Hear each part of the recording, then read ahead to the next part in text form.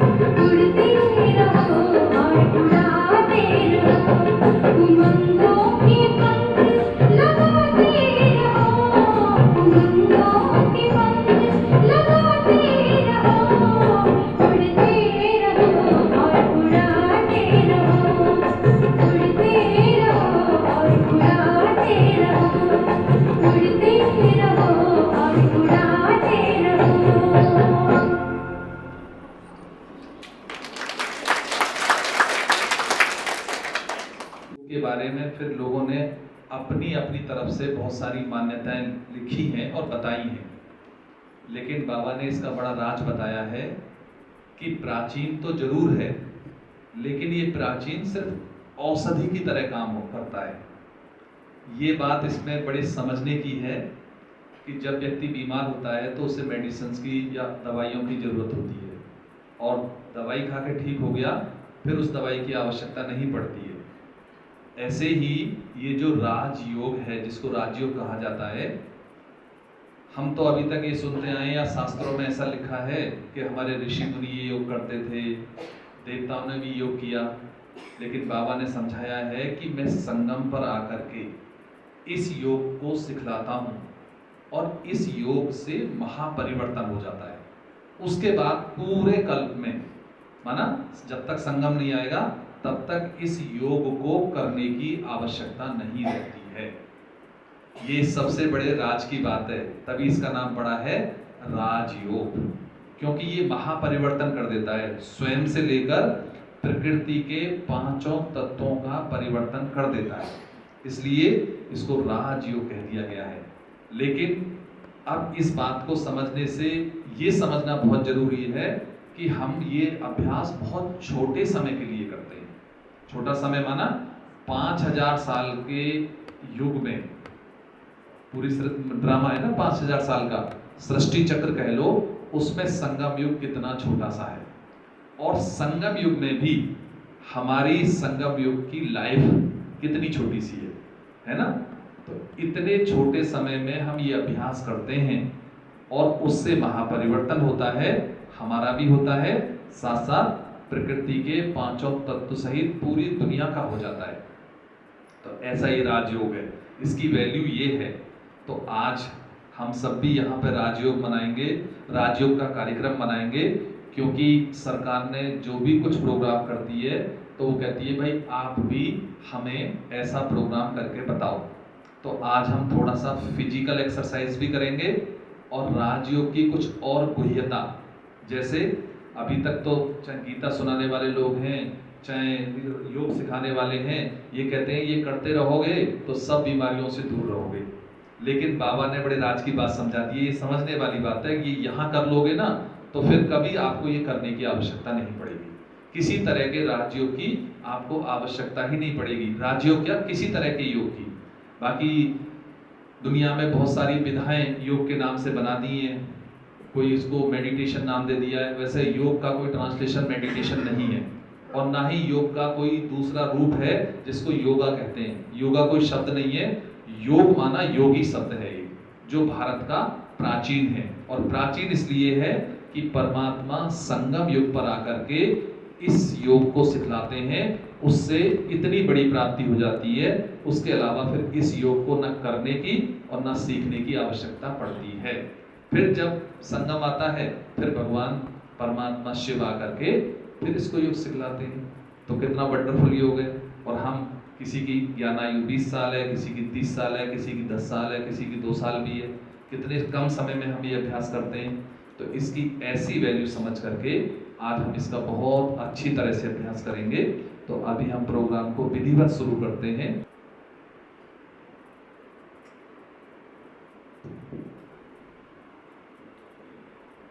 राजयोग तीसरी आंख से अनुभव करने वाली शक्ति का नाम है और हमारी तीसरी आंख है बुद्धि।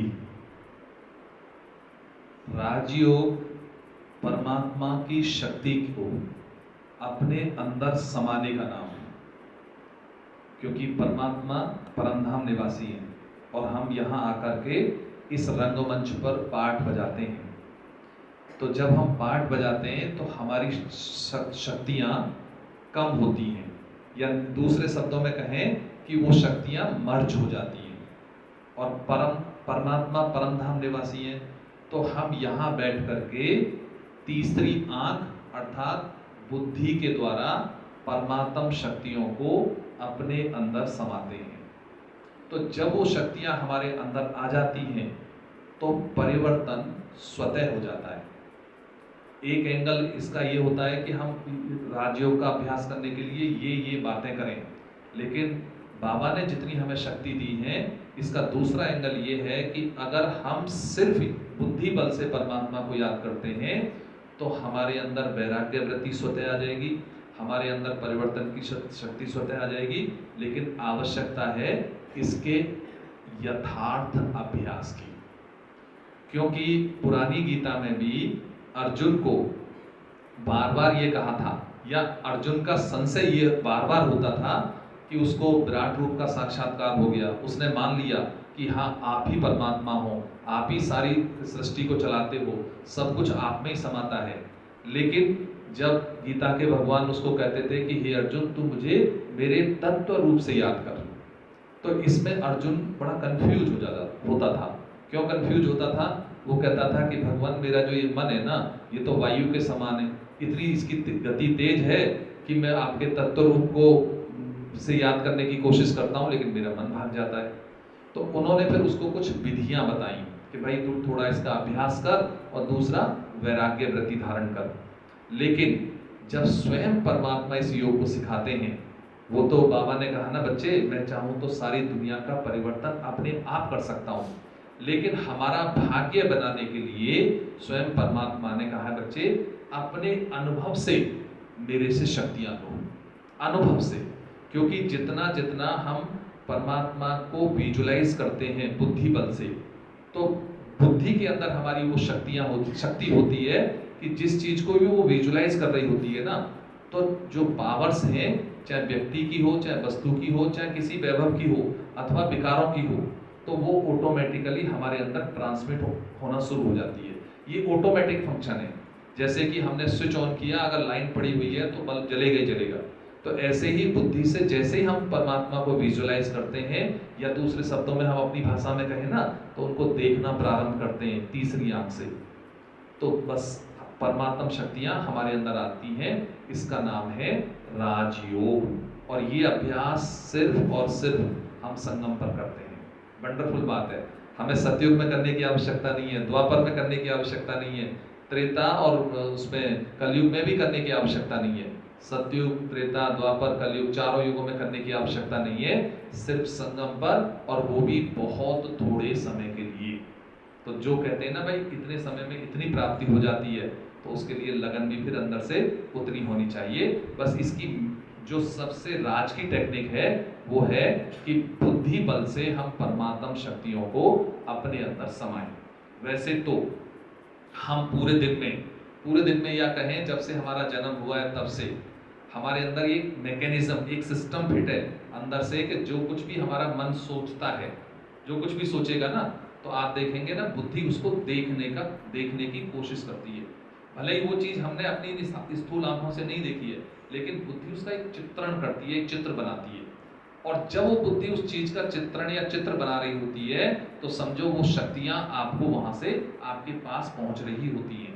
अब आप व्यक्ति के रूप में ले लीजिएगा, वस्तु के रूप में ले लीजिएगा, स्थान के रूप में समझ लीजिएगा इस चीज को, चाहे फिर आप आजकल जो ये 5 विकार और उसकी बहुत सारी रचना है, अगर सिर्फ हम मन में चिंतन करते हैं तो आप देखेंगे वो ऑटोमेटिकली हमारे अंदर उस तरह की फीलिंग आती है। तो ये है बुद्धि बल का खेल। तो बाबा ने, अब देखो यहाँ बैठे बैठे एक छोटा सा एग्जाम्पल इसमें देना, हम देखो कई बार क्या होता है कि एक होता है स्नेह, हमें व्यक्तियों से स्नेह होता है, तो हम यहाँ बैठे हैं, हमारे मन में वो संकल्प आएगा एक, तुरंत उस व्यक्ति का वो चित्र बन जाएगा ना। और जैसे ही चित्र बन रहा होगा ना, क्योंकि ये पॉजिटिव बात है, इसलिए ना हम यहाँ बैठे बैठे बड़ा अच्छा महसूस करेंगे। कभी कभी तो हम बैठे बैठे मुस्कुराने लग जाते हैं। कोई पूछता है बहन जी या भाई जी क्या हुआ, अरे वो एक छोटा बच्चा है ना, उसकी याद आ रही थी, ऐसा बोल देते ना। क्यों, क्या हुआ, यहाँ बैठे बैठे वो शक्ति उसकी उस समय आप बुद्धि बल से ले रहे थे। ऐसे ही अगर कई बार क्या होता है, कुछ ऐसी बात हो जाती है, आप यहाँ अच्छे कंफर्टेबल एनवायरनमेंट में बैठे हैं, यहाँ अच्छा एसी लगा हुआ है, सब ठीक है, लेकिन कुछ ऐसी बात याद कर रहे हो, चाहे वो नेगेटिव है, तो जैसे ही बुद्धि उस चीज को विजुलाइज कर रही होती है ना, हम बड़े परेशान से हो जाते हैं। तो वो समझो वो शक्ति नेगेटिव हमारे अंदर आ रही होती है। तो बाबा ने हमें राजयोग में सिखलाया है बच्चे, सबसे सहज विधि है कि मन में मेरे गुणों का चिंतन करो, ठीक है, और बुद्धि से मुझे देख लो, बस आपका काम पूरा। आपको फिर इसमें कुछ सोचने की जरूरत नहीं है। मन से बाबा के बारे में विचार उत्पन्न करो और बुद्धि से बाबा को विजुलाइज करो उनके यथार्थ रूप से। माना यथार्थ रूप, माना आप परम धाम में भी बिंदी रूप को विजुलाइज कर सकते हैं, या फिर जो सूक्ष्म लोक है उसमें बाबा का लाइट का रूप भी विजुलाइज कर सकते हैं, दोनों को कर सकते हैं। ये राजयोग है। और जैसे ही हम ये विजुलाइज करते हैं, हमारे अंदर शक्तियां आना शुरू हो जाती हैं और फिर हमें किसी और चीज की आवश्यकता नहीं पड़ती है। तो बाबा ने कितनी अच्छी और कितनी सहज विधि हमें बता दी है। बस बुद्धि बल का खेल है इसमें, बुद्धि करती रहती है, सब कुछ करती रहती है। तो आज जो कुछ भी हम अभ्यास करेंगे वो बुद्धि से अनुभव करेंगे, तो हमारे अंदर शक्तियों का ट्रांसमिशन शुरू हो जाएगा। अभी हमारे बीच में हमारी आदरणीय तारा दीदी जी उपस्थित हैं। हमारी दीदी जी विकास नगर से हमारे बीच आई हैं। आप भी राजयोग का बड़े लंबे समय से अभ्यास करती हैं, तो मैं आपसे अनुरोध करना चाहता हूं कि आप भी कुछ इसकी गहराइयों के बारे में, जो इसकी सूक्ष्मता है उसके बारे में बताएं। आदरणीय तारा दीदी जी।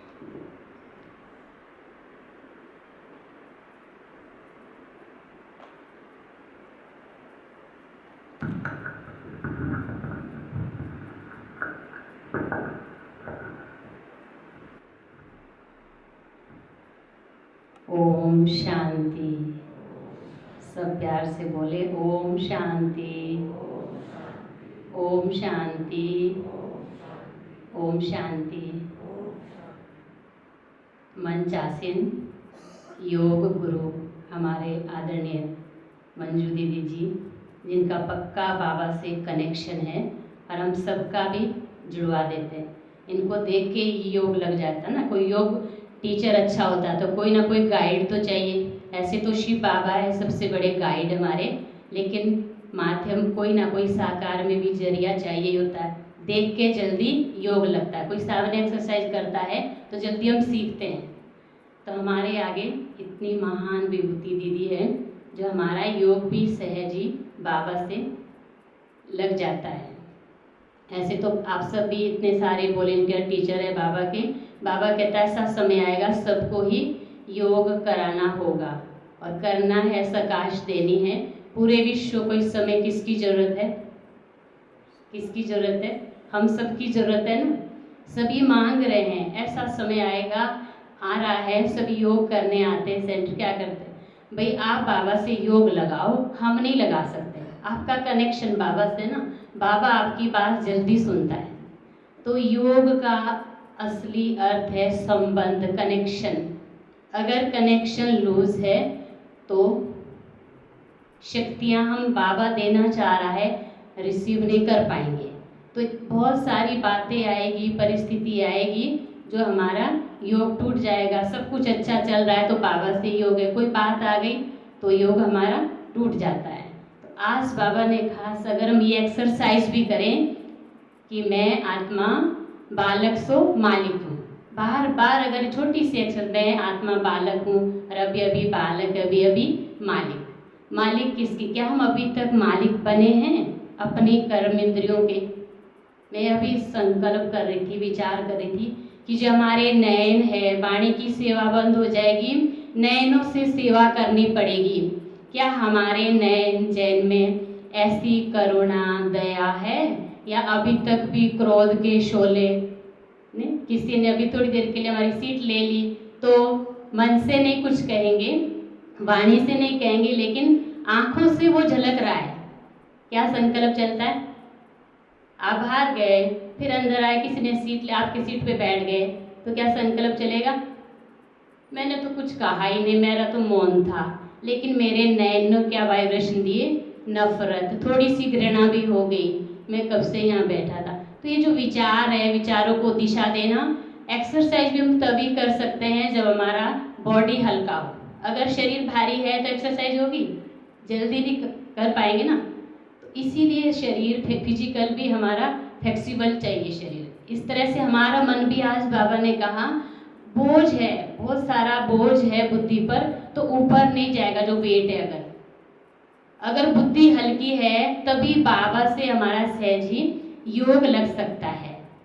तो हम अपने आँखों को भी ठीक करें। बाबा तो जन्म जन्म की बीमारी ठीक करने के लिए आया है ना। जैसे डॉक्टर बोलते हैं आँखों पे ठंडी पट्टी बांधो, आँखों में दर्द हो रहा है, या खीरा लगाओ, थोड़ा ठंडक मिल रही है आँखों पे, नहीं थोड़ी देर के लिए तो रिलैक्स है। लेकिन परमानेंट हमारी जो मन की बीमारी है, तो नयनों से बाबा को प्रत्यक्ष करना है। कान भी, हमारे कानों की भी एक्सरसाइज है। क्या एक्सरसाइज है? कानों की क्या एक्सरसाइज है? एक योग कराते हैं ना, भ्रमरी योग कराते हैं। थोड़ी देर के लिए आप ऐसे हाथ लगाओ, पंखे की आवाज़ नहीं सुनाई देगी, लेकिन हमें बाहर की आवाज़ नहीं सुना। सबसे ज़्यादा शोर तो मन करता है ना, कितना बक बक करता है सारा दिन हमारा मन, नहीं करता? सारा दिन मन कुछ कुछ कहता ही रहता है और फिर सुनता ही नहीं, फिर हम परेशान हो जाते हैं।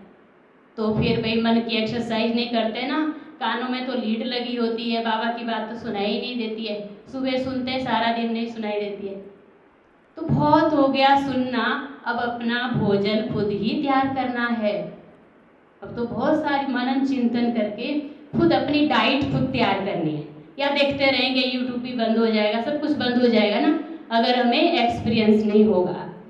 तो अभी भाई जी ने भी कहा कि बाबा को के तीसरे नेत्र से देखना है। ज्ञान का तीसरा नेत्र क्या हमारा बंद हो जाता है या कितने देर तक खुला रहता है, ये भी तो देखना। सारा दिन हम अंदर से किसको देखते हैं?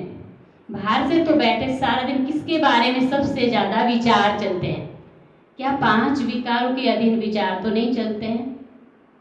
चेक करना ना अपने को, तभी तो चेंज होंगे। विश्व परिवर्तन तब, पर मेरा परिवर्तन कब होगा? बाबा भी इतने साल हमें समझा रहा है। तो अब तो एक आज स्पेशल डे है ना, तो आज स्पेशल ही हम अपने लिए कुछ ऐसा प्लान बनाएंगे कि सेकंड में हम चेंज हो जाएं। छोड़ो तो छूटे, छोड़ के जाना है आज कुछ ना कुछ, तभी हम दूसरों का भी योग जुड़ा सकते हैं, दूसरों को भी सिखा सकते हैं। तो आज हमारे लिए तो यही स्पेशल दिन है ना। आज बाबा ने भी कहा कि अंतर्राष्ट्रीय योग दिवस है ये, तो अपना कल्याण तो है ही, अपने परिवार का भी। योग बाबा ने कैसा है, राजयोग है ये, जिससे बच्चे भी सीखते हैं, बूढ़े भी, जवान, बच्चे सीखते हैं तो भौतिक विकास होता है। ये नहीं बड़ों का ही, बड़े सीखते हैं। जब हम बड़े होते हैं तो जिम्मेवारियां ज़्यादा बड़ी हो जाती हैं, बर्डन होता है। तो बाबा से योग सीखते हैं तो हमारी हल्कापन आता है। बुजुर्ग योग करते हैं, ऐसा लगता है अब कौन सेवा करेगा, कौन हमारा साथी होगा, लेकिन बाबा इतना बड़ा साथी। तो योग कितना बड़ी शक्ति है, कितना बड़ा आधार हमारे जीवन का है। तो हम दूसरे के लिए भी आधार बने, ऐसी बाबा हम सबसे उम्मीद रखते हैं। अच्छा, ओम शांति। ओम शांति। आज हम सभी अंतर्राष्ट्रीय योग दिवस मना रहे हैं, जिसमें कि विशेष रूप से हम राजयोग की बात कर रहे हैं। योग शब्द का अपने आप में बड़ा ही गूढ़ अर्थ है और बहुत ही इसका महत्व भी है। योग को हम जोड़ भी कहते हैं, संबंध को भी हम जोड़ कहते हैं। 2 अंकों का भी योग होता है मैथमेटिक्स में, 2 शब्दों का योग होता है जिसे संधि कहते हैं हिंदी में। 2 वस्त्रों का भी हम जोड़ते हैं तो वो भी एक योग है। 2 व्यक्तियों का भी जब संबंध जुड़ता है वो भी एक प्रकार का योग है। तो मिलन को भी योग कहा जाता है। योग शब्द का प्रयोग और भी कई प्रकार से हम करते हैं, जैसे कि प्रयोग जब हम किसी चीज़ का यूज़ करते हैं उसे प्रयोग कहते हैं या उपयोग कहते हैं। जब हम उसका अच्छा यूज़ करते हैं किसी भी चीज़ का तो उसे सदुपयोग कहते हैं, चाहे वो समय का सदुपयोग हो, किसी वस्तु का सदुपयोग हो। जब उसका मिसयूज़ करते हैं तो उसे दुरुपयोग भी कहते हैं। जब सहज ही कोई अच्छा जिससे मिलने की चाहत उससे मिलन हो जाता है तो उसे संयोग भी कहते हैं। तो योग शब्द को किस चीज़ के साथ जोड़ा जाता है तब भी उसका अर्थ कई बार परिवर्तित हो जाता है। यहाँ हम योग शब्द को जोड़ रहे हैं राज शब्द के साथ, जिसे राजयोग कहा जाता है। तो राजयोग अर्थात कि जो सर्वश्रेष्ठ है, जिसे हम राजा या राज कहें, उस राज यानी सर्वोच्च सर्वश्रेष्ठ परमात्मा के साथ हमारा योग, इसलिए भी इसको राजयोग कहते हैं। यह योग हमें हमारी कर्मेंद्रियों का, हमारी सूक्ष्म शक्तियों का राजा बनाता है। परमात्मा से हमारा संबंध जुड़ता है, हमें इतनी शक्ति प्राप्त होती है कि हम स्वयं के राजा बनते हैं, इसलिए भी इसे राजयोग कहा जाता है। इसी राजयोग के द्वारा हम भविष्य आने वाली सत्युगी सृष्टि में राजाई पद का अधिकार प्राप्त कर सकते हैं। इसलिए भी इसको राजयोग कहा जाता है। तो ये योग जब राज शब्द के साथ जुड़ जाता है तो ये सर्वश्रेष्ठ योग, योगों का राजा भी हो जाता है, इसलिए भी इसको राजयोग कहा जाता है। तो इस राजयोग का महत्व हम सभी ब्राह्मण आत्माएं अच्छी तरह से जानते हैं। बाबा दिन प्रतिदिन हर एक मुरली में सबसे ज़्यादा महत्व के लिए किस बात के लिए महत्व देते हैं? योग के लिए, कि तुम मुझे याद करो। बाबा ने हमें बहुत सरल विधि बताई है योग की, कि योग माना याद। तुम मुझे याद करो, मैं तुम्हारे विकर्म भस्म कर दूंगा, तुम्हारी आयु इस योग से लंबी हो जाएगी, तुम्हारे जो विकार हैं, विकृतियां हैं, बुराइयां हैं, अवगुण हैं, वो खत्म हो जाएंगे और जो श्रेष्ठ संस्कार हैं, गुण हैं, वो जागृत हो जाएंगे। तो योग में इतनी शक्ति है, जब हमारा योग शिव बाबा से, सर्वशक्तिमान परमात्मा से लग जाता है तो उसकी सर्व शक्तियाँ हमारे अंदर आने लगती हैं और हमारे दुर्गुण, हमारे विकार, हमारी बुराइयाँ समाप्त होने लगती हैं। जैसे सूर्य की जो किरणें हैं वो बहुत पावरफुल होती हैं, लेकिन जब उन्हें लेंस, वैसे तो वो सबको प्राप्त होती हैं, लेकिन लेंस क्या करता है? सारी किरणों को अपने ऊपर एकाग्र कर लेता है और उस लेंस के द्वारा अगर किसी पेपर पर फोकस कर दिया जाए उन किरणों को, तो वो एक अग्नि का रूप ले लेती हैं, जिससे वो कागज जलने लग जाता है। इसी प्रकार से राजयोगी का मन एक लेंस का कार्य करने लगता है। जब वो विधिवत रूप से अपने मन बुद्धि को परमात्मा पर एकाग्र करता है तो परमात्मा की सर्व गुण और शक्तियाँ उसके मन पर केंद्रित होने लगती हैं, जो एक योग अग्नि का रूप धारण कर लेती हैं और जिससे हमारे विकार और बुराइयां जलकर भस्म हो जाती हैं और संस्कार परिवर्तन हो जाते हैं। तो जब हम सभी भाई पीके भाई बहनों को योग का महत्व मालूम है तो हमारा कर्तव्य भी है कि हम अपने लिए भी इस योग का प्रयोग करें और सारे विश्व के लिए भी, जैसा कि इसका नाम दिया गया है आज के दिन को अंतर्राष्ट्रीय योग दिवस।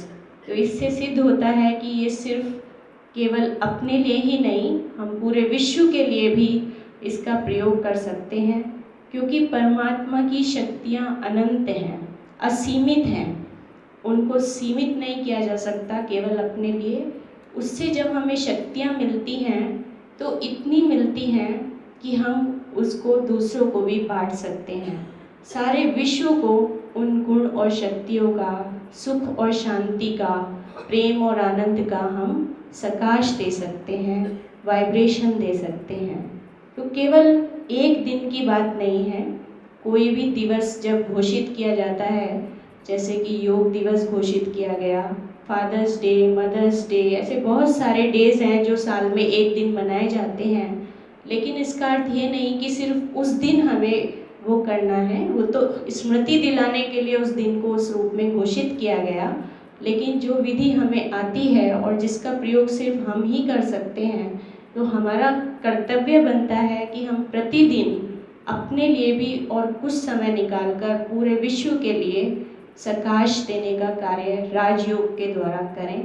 तो ये हम अंतर्राष्ट्रीय योग दिवस को वास्तविक रूप में इस प्रकार से हम मना सकेंगे।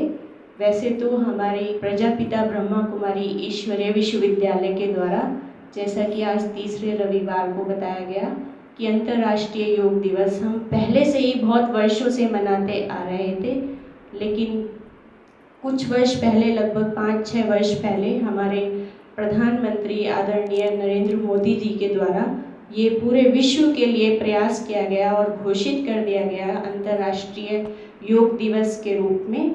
तो जरूर हम सभी को भी इस योग के द्वारा अपना और दूसरों का कल्याण करना है। ओम शांति। बहुत बहुत धन्यवाद दीदी जी का। हमें इस समय योग का प्रयोग करना है और प्रयोग करने के लिए बहुत सारी लिस्ट हमारे पास आई हुई है कि हमको नए भाई बहनों को राजयोग सिखाना है। तो कल से, आज तो 19 तारीख है, कल 20 है, परसों 21 है और 22, कल, परसों और नरसों 3 दिन के लिए यहाँ पर नए भाई बहनों के लिए राजयोग सिखाया जाएगा, या कोई इसका और अभ्यास करना चाहे पुरानों में से भी तो यहाँ पर आकर के सीख सकते हैं। 5 बजे से वो रहेगा, इसी हॉल पे रहेगा, माना कल 20 तारीख को, 21 तारीख को और 22 तारीख को शाम को 5 बजे से। और चूंकि अभी पूरे वर्ल्ड का समापन का समय है तो इसमें समापन की एक राज की बात हो रही है इस राजयोग में। एक होता है किसी चीज का डिस्क्रिप्शन। डिस्क्रिप्शन माना, मान लो हम कहेंगे भाई गुलाब के फूल को डिस्क्राइब करो, तो डिस्क्रिप्शन में बहुत लंबी परिभाषा लिखनी पड़ती है कि वो ऐसा होगा, उसकी ये होगा, उसकी पत्तियां ऐसी होंगी, या कोई भी चीज। मान लो मैं कहूँ कि ये माइक है जिससे बोल रहे हैं, इसका डिस्क्रिप्शन लिखो, मतलब इसकी परिभाषा लिखो, तो बहुत कुछ लिखना पड़ता है। तो बाबा ने अपना परिचय दिया डिस्क्रिप्शन के तौर पर, बाबा ने आत्मा की बातें बताई डिस्क्रिप्शन के तौर पर, लेकिन राजयोग का प्रयोग करते समय हमें वो डिस्क्रिप्शन याद नहीं करना है। ये बड़े राज की बात है इसमें। आप कहेंगे कैसे, कि जैसे अगर हमने परमधाम जाना है ना, तो वहां लाल प्रकाश है, बाबा ज्ञान के सागर है, आनंद के सागर है, ऐसा नहीं, बल्कि क्या करना है, तुरंत बुद्धि से उस चीज को विजुलाइज करना है। डिस्क्रिप्शन तो हो गया, डिस्क्रिप्शन तो पढ़ाने के लिए होता है। अनुभव वाली जो बात है ना, जिसका प्रयोग वाली बात है, उसमें डिस्क्रिप्शन की आवश्यकता नहीं है। अब मान लो आप मोबाइल, जब हम शुरू में मोबाइल नहीं आए थे तब पढ़ते थे अपने यहाँ, कंप्यूटर को पढ़ते पढ़ते इतनी लंबी परिभाषा होती थी उसकी, लेकिन जब हमने यूज किया तो सब समझ में आ गया ना। अब हम परिभाषा याद करते हैं कि उसका प्रयोग याद करते हैं, उसको जो जैसा है उसको प्रयोग याद करते हैं। ऐसे ही हम मान लो कोई कहे कि भाई कार क्या होती है, उसका डिस्क्रिप्शन बड़ा कई पेजों में आएगा, लेकिन जब हम उसका प्रयोग करते हैं तो हमें समझ में आता है कि इसमें बैठ के हम यहाँ से वहाँ जा सकते हैं, ये काम करती है वो। तो ऐसे ही बाबा ने योग के बारे में राज बता दिया है कि डिस्क्रिप्शन तो पढ़ाने के लिए हो गया। नए भाई बहन आएंगे, उनको बताया जाएगा कि बाबा ज्ञान का सागर है, शांति का सागर है, परम धाम में रहते हैं, इत्यादि इत्यादि। लेकिन जब हम लोगों ने, अब सब बाबा के पुराने बच्चे बैठे हैं, तब डिस्क्रिप्शन याद करने की आवश्यकता नहीं है, बल्कि अनुभव करने के लिए क्या आवश्यकता है, जैसे हम किसी व्यक्ति को एक धक से याद करते हैं ना, उसका चेहरा तुरंत विजुलाइज कर लेते हैं। ऐसे बाबा का जो वास्तविक स्वरूप है, जिसको बिंदु रूप बाबा ने समझाया है, उसको एकदम विजुलाइज करें। और वो जो अनुभूति है, वो जो मैं क्या कहूँ, शक्तियों के जो हमारे पास आएंगी, वास्तव में ये समय अब वो है। क्योंकि अब तो समाप्ति है, समाप्ति डालनी है, बहुत हो गया समझाना समझाना समझाना। तो बस अब ऐसा अनुभव करें और जितनी हो सके एकदम जाएं और फिर नीचे आ जाए। बाबा ने तो सेकंड में 5 स्वरूपों की एक्सरसाइज के बारे में बताया है। आप जाओ आओ, जाओ आओ, टिक सको तो टिको, नहीं जाओ आओ, लेकिन परिभाषा नहीं। परिभाषा तो हो गई। और एक और बात आज मन से कही गई कि अब जैसे आने वाले समय में कई बार रेड लाइट भी नहीं मिलेगी, कई बार गीत सुनने को भी नहीं मिलेंगे, तो आप अब आज चूंकि हम अंतर्राष्ट्रीय योग दिवस मना रहे हैं, तो इन आधारों को भी कम करो। भले ही अभी प्रयोग करो, अभी उनका उपयोग करो, सदुपयोग भी कर लो, लेकिन अब ऐसा आधार ना बंद करो। कई बार क्या होगा, कल को ऐसा समय आएगा जब रेड लाइट ही नहीं मिलेगी, तो ऐसा थोड़ी है कि हम योग नहीं लगाएंगे। तो हमको अब डिस्क्रिप्शन में भी नहीं जाना है, हमको धक से परमात्मा के उस रूप को देखना है। विजुलाइज तो इंग्लिश का शब्द है, हम बहुत अच्छा शब्द है, देखना है। और देखते ही वो शक्तियां हमारे पास आएंगी। ऐसा अभ्यास करके हम बाबा को इस यज्ञ की अंतिम आहुति डालते हैं। क्योंकि अब बाबा भी चाह रहे हैं, बाबा ने भी अब चुप हो गए, बोलते नहीं बोलते ना, अब उधर देखते भी नहीं है। उन्होंने कहा कि अब जो करना करो, मैंने सब कुछ समझा दिया है, तो अब डिस्क्रिप्शन में न जा करके हम अनुभूति में जाएंगे। अच्छा, अभी जैसा कि हमारे दीदी जी भी हमारे मंच पर विराजमान हैं, तो दीदी जी से भी हम आज के इस राजयोग के कुछ ऐसी गुह्य बातें या गुह्य कुछ ऐसे आयाम, जिससे कि हम इसका और ज़्यादा से ज़्यादा अनुभव कर सकें, हम आदरणीय दीदी जी से अनुरोध करना चाहेंगे कि आप भी हमारा मार्गदर्शन करें। आदरणीय दीदी जी।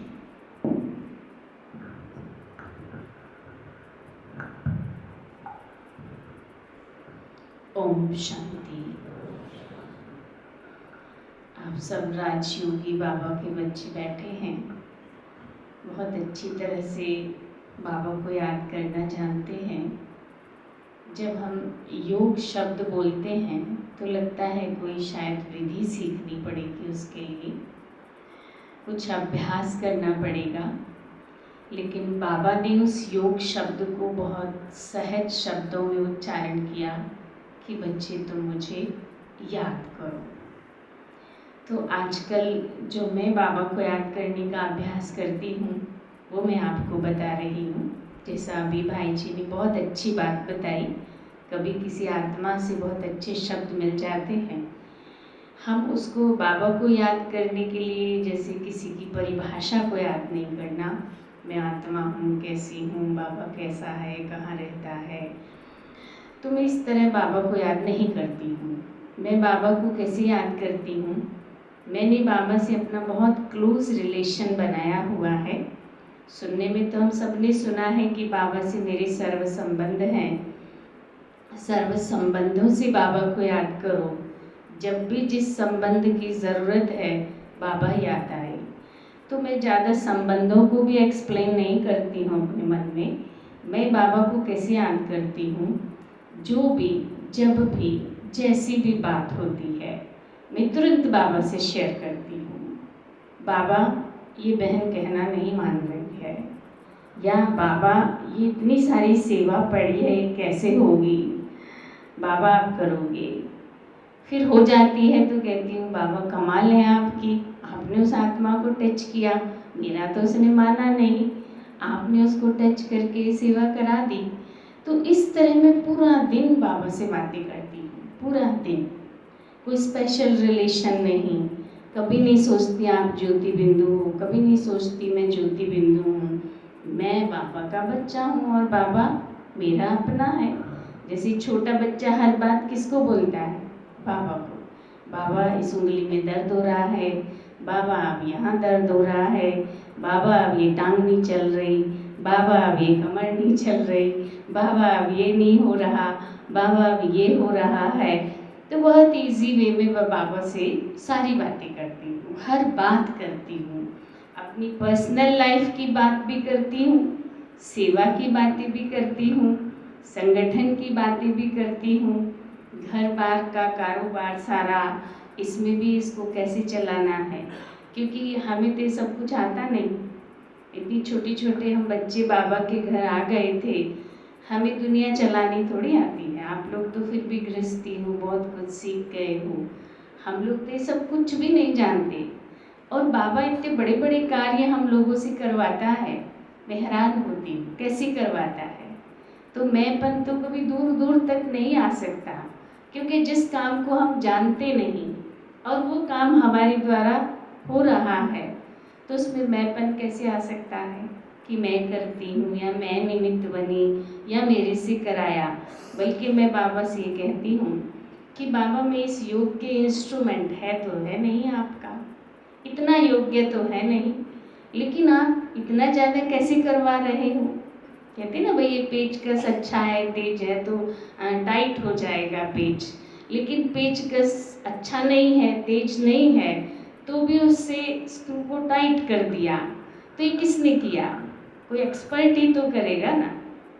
भाई अच्छे इंस्ट्रूमेंट को तो कोई साधारण व्यक्ति भी यूज़ कर सकता है, मूर्ख भी यूज़ कर सकता है, लेकिन अच्छा इंस्ट्रूमेंट ना हो और उसको यूज़ किया जा रहा है तो कौन कर रहा है, कोई एक्सपर्ट तो कर रहा है। तो एक्सपर्ट कौन है, बाबा है। तो मैं तो आप सबसे यही कहूँगी, अगर राजयोग की बात है और बाबा को याद करने की बात आती है, तो आप बाबा से अपने दिल की गहराइयों से इतने ज़्यादा जुड़ जाएं कि चाहे अच्छी बात हो, चाहे बुरी बात हो, चाहे नफ़े की बात हो, चाहे नुकसान की बात हो, आप हर बात बाबा के साथ शेयर करें। अपने आप को बाबा के आगे अर्पण कर दें कि बाबा मैं कुछ नहीं जानती, कुछ नहीं जानता, जो कुछ करना है, जो कुछ कराना है, आपको करना है, आपको कराना है। और करने और कराने के बाद उसका धन्यवाद, उसका शुक्रिया करना भी कभी ना भूलें। अगर हर पल बाबा का दिल से शुक्रिया करेंगे तो मैंपन हमारे जीवन को छू नहीं पाएगा। तो मेरी आप सबके लिए यही शुभ भावना है कि आप इसी तरह बाबा के साथ जुड़े रहें और बाबा के साथ ही घर चलेंगे। फिर सतयुग में ही बाबा से थोड़ा सा